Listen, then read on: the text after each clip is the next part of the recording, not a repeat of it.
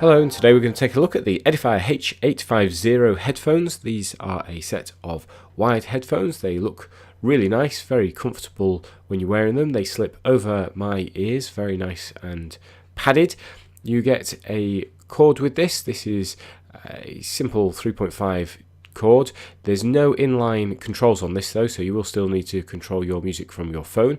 If you want to use this with something other than a 3.5 jack, you can do so. It does come with an adapter, just slip over that, and if you want to use your own wire you can do so as well. The wire that comes with it has a special lock to prevent you from pulling this out by mistake, but we can simply unlock that and you can put your own wire in instead.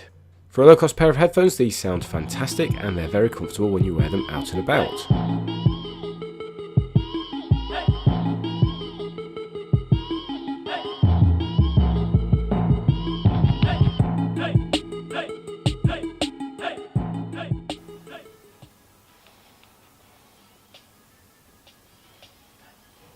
So you can hear there a little bit of sound leakage. You can also see here that they do a pretty good job of staying on if you're moving around. They're comfortable to wear, they have good padding on the top and also on the ear cups themselves.